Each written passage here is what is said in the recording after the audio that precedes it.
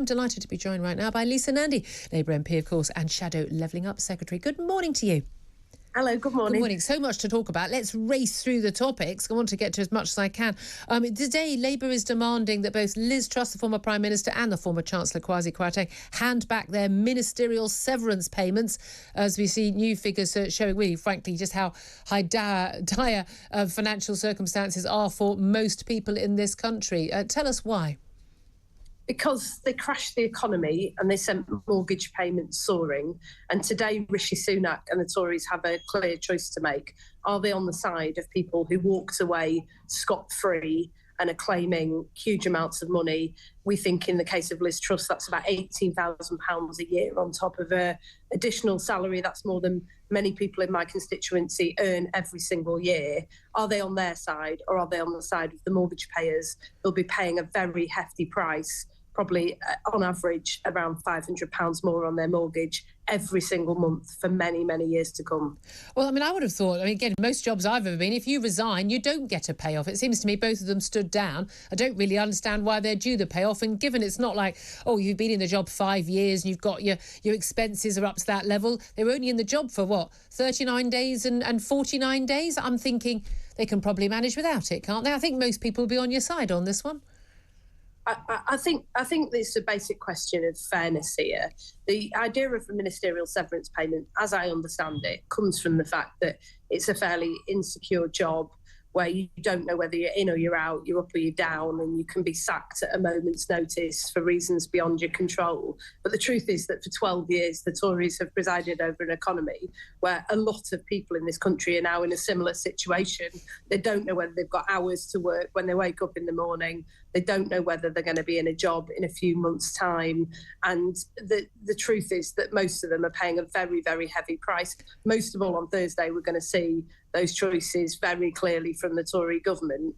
There are going to be tax rises, according to the briefings in the newspaper. There are going to be cuts to public services that are already on their knees. And all of this a consequence of the actions of Liz Truss and Kwasi Kwarteng and the Conservatives. That's not true. Look, there's no doubt at all there was a massive market impact from what Liz Truss announced, Kwasi Kwarteng announced in that mini budget. The vast majority of the problems we're in right now are as a result of either post-lockdown policies and the huge borrowing we did and the Ukraine war. So, I mean, it's simply not the case that the main reason we are in the absolute financial black hole we're in right now, that's actually because of much long-term policies. And bearing in mind, you support the policies on Ukraine and you supported lockdown in the Labour Party. So we've been exactly the same mess, possibly even worse, given you wanted lockdowns to go on for longer, if Labour had been in charge all this time. Not true, Julia. Which bit wasn't true? We called for a circuit breaker in order to prevent further lockdowns. They had one in Wales. How'd that work out? Well, look, you're saying in November 2020, if we'd had that circuit breaker, that we would not have got into lockdown for months on end in January. Lisa, I have the hugest respect for you, but that's a load of cobblers. And you should have respect for the people across the country in places like Wigan, the town that I live in and represent, that were in lockdown for far, far longer than most parts of the country. Nobody wanted to see an end to lockdowns more than I did. And that meant we had to get a grip on the health crisis very early. That's why we were pushing the government to stop messing around with Matt Hancock in the Department for Health, thinking that he could get a grip on this crisis from the centre and let us across Greater Manchester do it for ourselves. When we did get the right to do that, we got a grip on the crisis. We set up a proper test and trace system. We procured our own PPE and we found our way out of this nightmare. Well, we were still spent basically 18 months in this country in some version of lockdown. That is why we're in the mess we're in financially. And Labour supported us going into those lockdowns and not coming out of them sooner. So that's why we're in the mess. Let's talk about what's going to happen in the autumn statement, because it's been very clear from what Jeremy Hunt, the Chancellor, had to say in the Sunday morning rounds. There's no rabbit from a hat. All the news is bad. Everyone's taxes are going up. Council tax, it looks set, could go up even without a local referendum, going up above a certain percentage. Although we are looking at the triple lock for pensions, looks like that is going to stay in place. Again, we're not sure about anything, and possibly a rise, a 10% rise to roughly £10.40 an hour for those on the living wage, basically the minimum wage. So some good news for people at the very bottom of the pile, but across the board, people's wages are going to be worth a lot less than they were before because of real-term inflation, but also because of those tax rises. Which of those policies does Labour support? Which would you change? Look, we've got to get a grip on the economy, and the biggest issue is about whether you can get a grip on the economic crisis, because if you don't, what you end up with is a situation where the living wage, the minimum wage, is going up by an amount that still people can't afford to live on because inflation is soaring and people can't put food on the table for their families this winter. So getting a grip on the economy, calming and stabilising the markets, that's the most important thing. That's why we've been clear that there is no magic wand. If we win power, whether it's in a few months' time or a few years' time, we're not going to bring forward big, uncosted, unfunded borrowing because it's people's money. They haven't got a lot of it. And we've seen what happens with Liz Truss and Kwasi Kwarteng when you make promises that you can't keep. But what we do think the government could do this Thursday is make sure that those with the broadest shoulders bear the greatest burden. That's why we're calling on them to expand the windfall tax on the big oil and gas producers and to ensure that we get help to families who are struggling with their energy bills. That's why we're calling on them to end Section 21, no notice evictions for private renters, to make sure that people don't get made homeless this winter as a result of the housing crisis that Truss and Kwarteng and the Tories have presided over. It's why we're calling on longer-term funding settlements for councils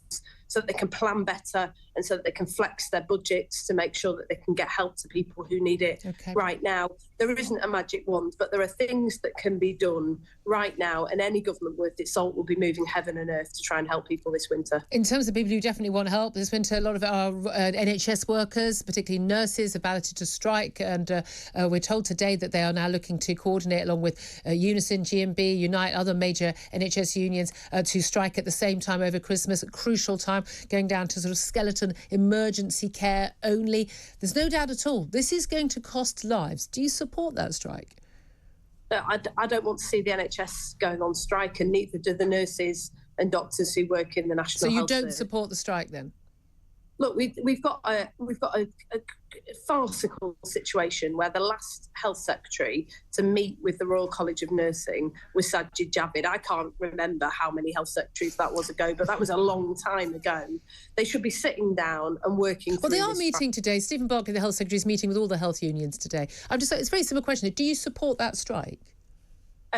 We don't want to see strikes going ahead, and neither do the nurses. So you don't support, can I clarify, you don't support the RCN strike? No, sorry, but for them to do their job, the government need to do theirs. It is unconscionable that we have a situation in this country where just a couple of years ago we were clapping for our nurses and for our carers, and now we're asking them to continue going to work to look after our families when they can't afford to feed their own. That is unsustainable. Can they not afford to feed their own? We're told this. I don't think nurses are well paid. No one goes into nursing to become a millionaire. They have seen a real-term pay cut. No question at all. Lots of people have. Are they particularly worse off than anyone else? So I did a round table with nurses in my constituency just a few months ago, student nurses who are taking out loans in order to make ends meet. They're getting into huge amounts of debt. So all students? I met with, they were working for free essentially during the pandemic. Part of the training, they were doing a proper job, but they also weren't earning credit towards getting the qualifications that they need because they weren't supervised. So they're in an appalling situation where they've essentially been working for free, but they're getting no nearer. Just finally, I just want to ask you, Dominic Raab throwing cherry tomatoes because he's angry, bullying claims. Does any of that matter to people right now worrying about putting the heating on and feeding their kids? Yes, I think it matters, because if you run the country as if it's a private members club where people can behave how they want and fight their own teams at a time when they should be bringing people with them and pulling together to make the right decisions for the country. Yes, I think it matters, and it has real-world consequences for people in my constituency and across the country. Lisa Nandy, really appreciate you joining us. Shadow Levelling Up Secretary, thank you very much indeed for that. I know Sam Armstrong's going to stay for a few minutes after 9 o'clock. This is Talk Breakfast.